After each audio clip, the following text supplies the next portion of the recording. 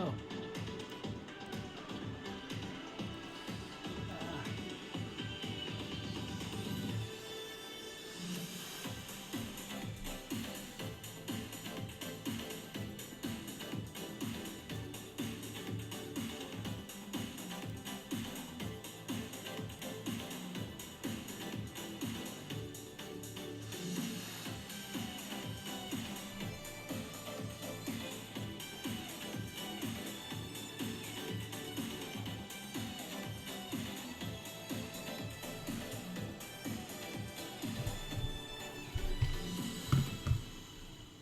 You shall not pass. What's up, everyone? Welcome to another episode. Today, I'm going to be talking to you about how to overcome objections. Those nasty things that stand in the way of your influence. This is the kryptonite for a lot of people when they are attempting to influence. But today we're going to be talking about how to easily overcome objections, what are objections, and how you can effectively manage them. So, without further ado, let me just pull up my... See, I'm getting prepared these days. I'm like preparing a whole bunch of things for you guys. But, so, let's get cracking. So today we're talking about overcoming objections. Now, in case you are tuning in... First of all, let me just start this off properly. This is Unconscious Communication Secrets, and you... Where's that from?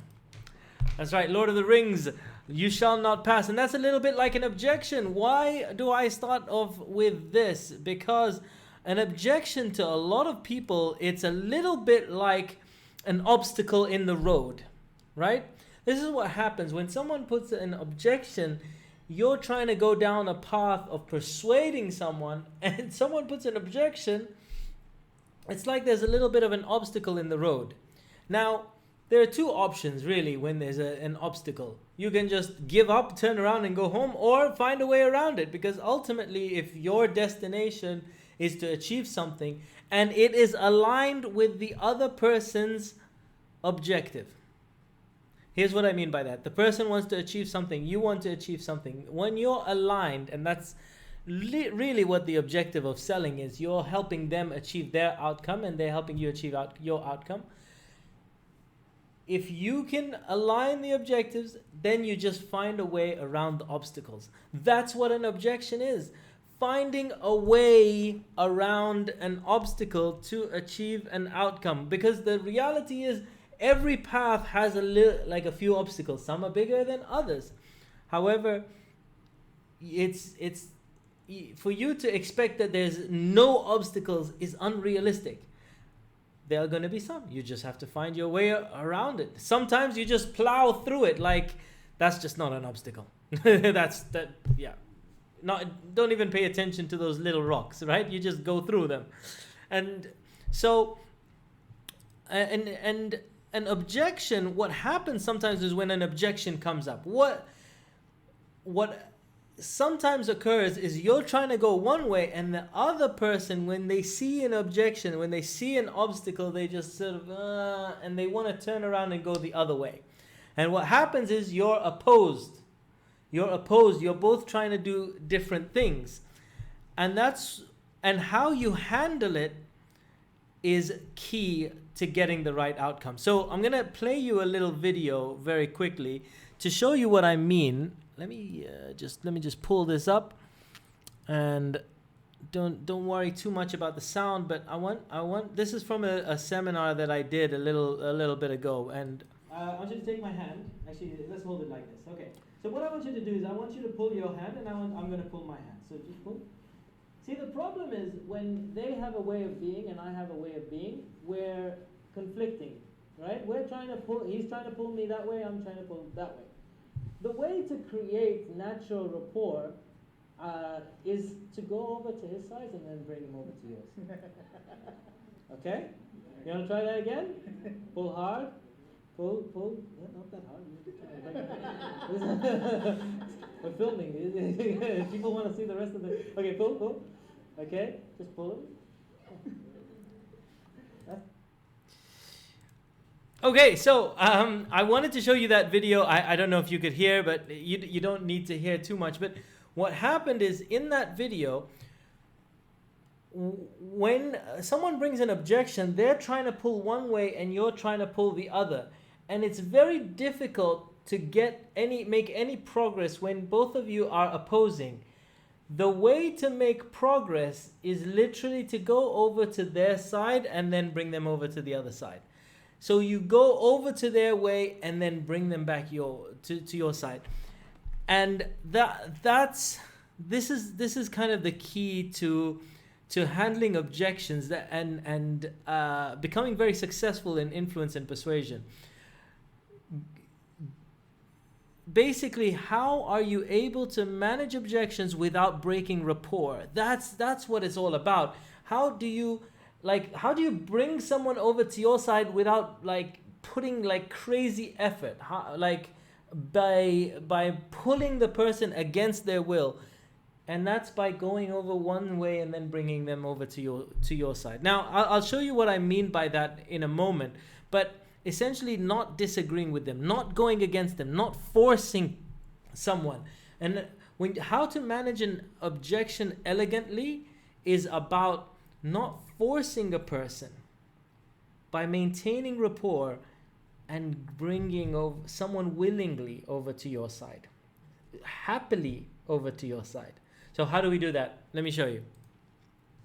Let's go back to this. So first of all, why is this critical?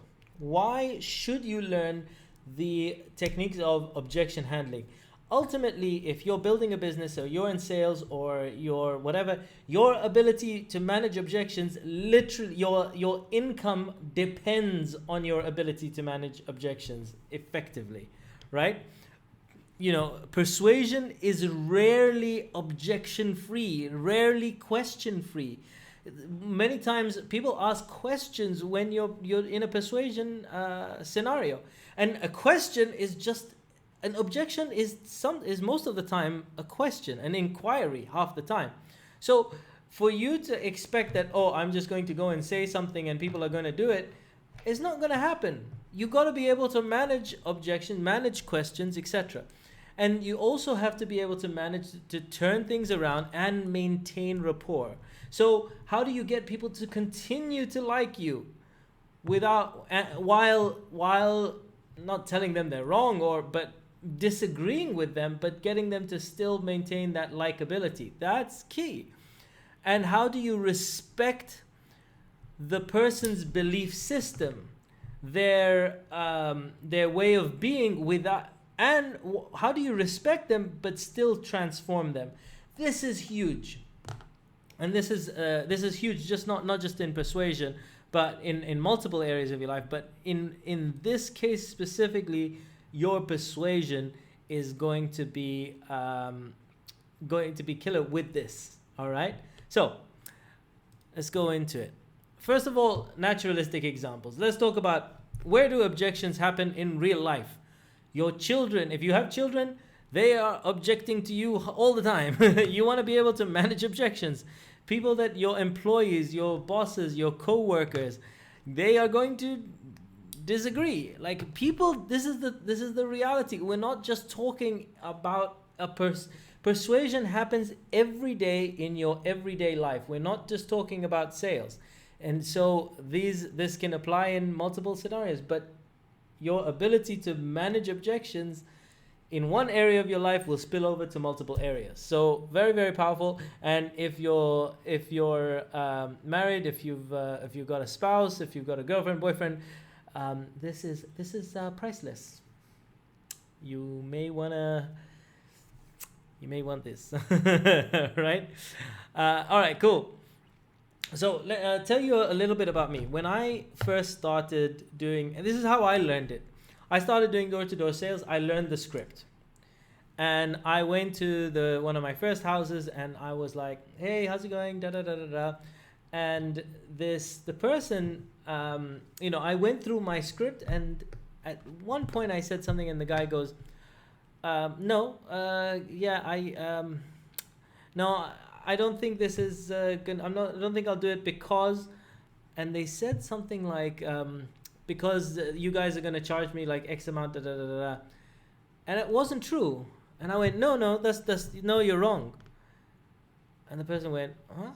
No, what do you mean I'm wrong? And it started to get a little bit heated, and I was like, no, but you're not right. This is not right. And they were like, well, fine, I don't want to do it anyway, so whatever, go. And I was like, I went away, and I had won a little bit the argument in terms of, like, I told him it wasn't right, but like I lost the sale, and I was like, okay, how do I do this? And then that evening, I went back to the office, and typically after a day of sales, you go back to your trainer and they talk about, well, how was your day, etc. And I told him what happened, and he said, no, you can never argue with a person. Like, nobody ever wants to hear you're wrong. Nobody ever wants to hear that they're wrong. Even if they are wrong, they don't want to hear that they're wrong. So how do you overcome an objection? And he said, you've got to agree with them, or agree with their thought process at least, so that they feel comfortable, and then you can change it.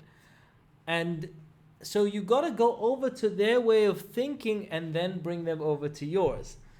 And he taught me a model that I'm going to show you in a minute, but he just sort of said, you got to agree, go over to their way, tell them that you understand them, let them feel that you understand them, and then they're going to be willing to come across to your side. I went, okay, great.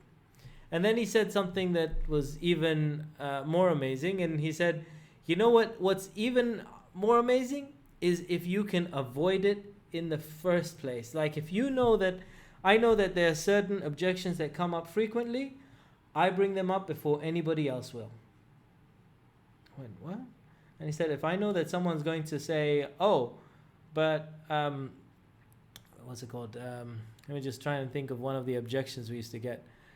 Oh, but like if someone says, oh, but I don't want to pay for switching my phone provider, because I used to do phone providers, and they, for me to then kind of go over and say, yeah, I completely understand that. In fact, you won't actually have to do it. It'll be part of your first bill, da da da.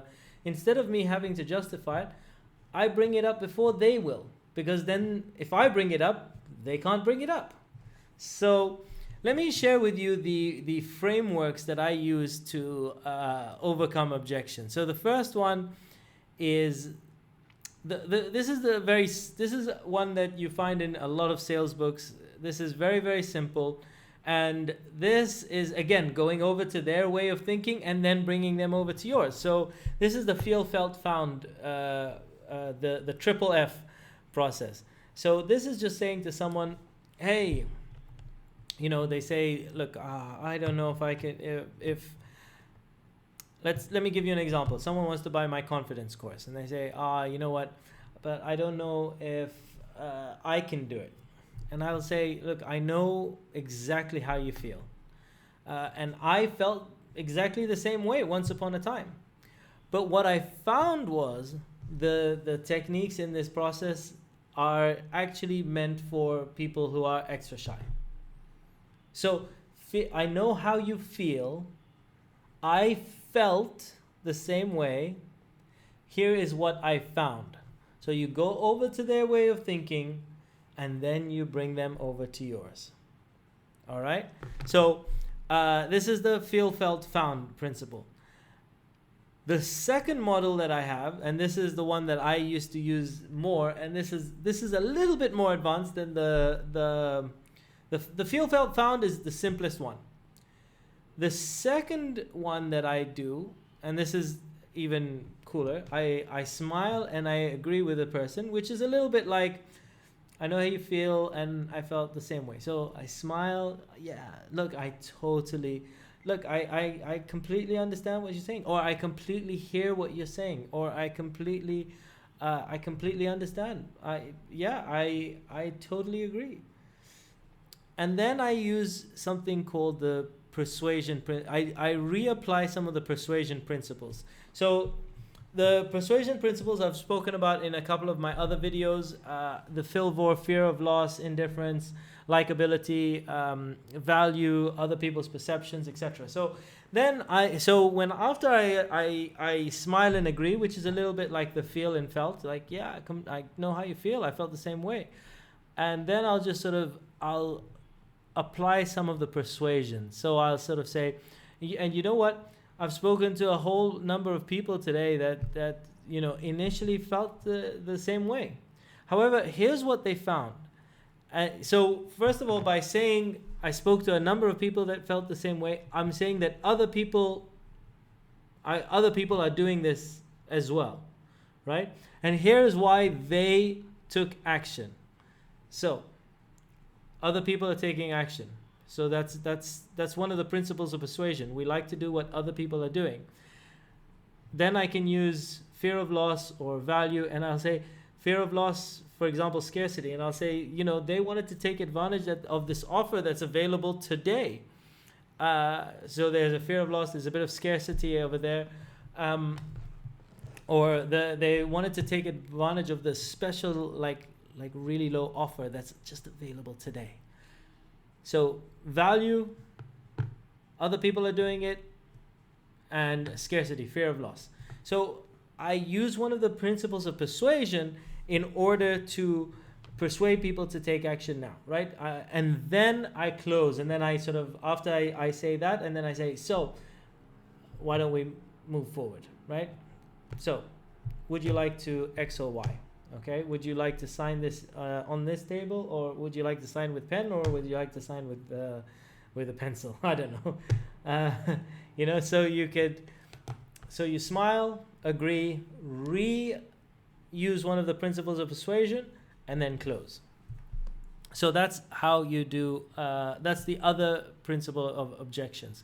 Then the next one. Here's the power move, right? This is a great one.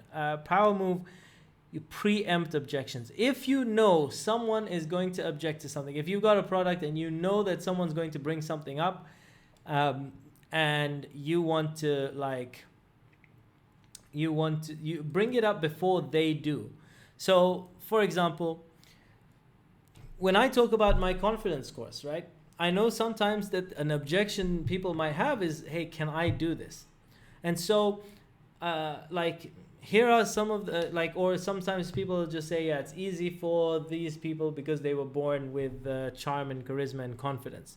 And so what I might do is sometimes when I'm talking to people or when I'm doing a presentation, I'll sort of say, here's some of the myths that you may have been led to believe. That you are born with confidence, or that you're born with charm and charisma, etc. When the reality is that, in fact, and then I'll talk about the reality. Now this is more this exact technique I use in a presentation environment when I'm presenting to a few people. So you want to handle a few myths that way, all right? So that's the preempting. Or otherwise, you just bring it up casually and you just sort of say, yeah. And you know what? One of the cool things that is that I might bring up something like if I use the phone example where someone may bring up an objection later saying, I don't know. Let's say after I bring up the price sometimes, people say, oh my God, this is expensive, right? Or this is more than some of the others, more than some of the other people, more than some of what other people charge. Right? Let's say your product is more expensive than what other people charge, right? You could when you're talking to and you're presenting your product, you could just sort of say, and you know what? We proudly charge more than other people because we provide way more value than anybody else out there. Like, we go over and beyond so that we can give you everything, and we over deliver more than anybody else. No competitor does X, Y, Z, and that's why we are the premium thing. So now if someone at the end comes and says, oh, but you're more expensive than everyone else, and you just say, yeah, I mentioned, yes, I agree, and I mentioned that earlier. But nobody's going to say it because you've already talked about it. It's like they aren't going to bring it up, and because they're not bringing it up, they aren't going into a negative in order to bring up the positive. You've already reframed it before they've even brought it up. So if you know that you have a couple of things that people sometimes object to, bring them up and talk about why that's a positive. Here's the crazy thing. Companies that have done this very, very well. L'Oreal, right? They knew that most people came and said, oh my God, this is the most expensive. So they turned around and said, they made a whole campaign out of it, because you're worth it. We are expensive. We are the best product, and we are expensive because you're worth it. Right? You know the campaign. And so turning that around, using this to your advantage, hugely powerful. Pre-Empt, Hertz, the rent-a-car company. Hertz came up with, like back in the day, I think Avis rent-a-car was number 1 in the world, and Hertz was number 2 by a big margin. And so their advertising campaign was, when you're number 2, you try harder. And so because they knew that people would object, like people were coming up to them and saying, hey, listen, but you're not like Avis is number 1. So instead they tackled it head on, and they said, hey, you know what, because we are the second largest, we try harder than anyone else, and we deliver for you more than anyone else. So your ability to persuade is not just going to be in turning around objections, but as you go along and you start to notice any patterns, especially if you're promoting a product or your service or your business, you'll start to notice a whole bunch of objections that come up frequently, and then start to use that in your talks and bring them up earlier, and that's going to be hugely profitable for you. So, phrase that pays. The phrase for today is, a process that you must respect is that some people will object. It's part of the process. You got to respect it. Process you must respect is some people will object.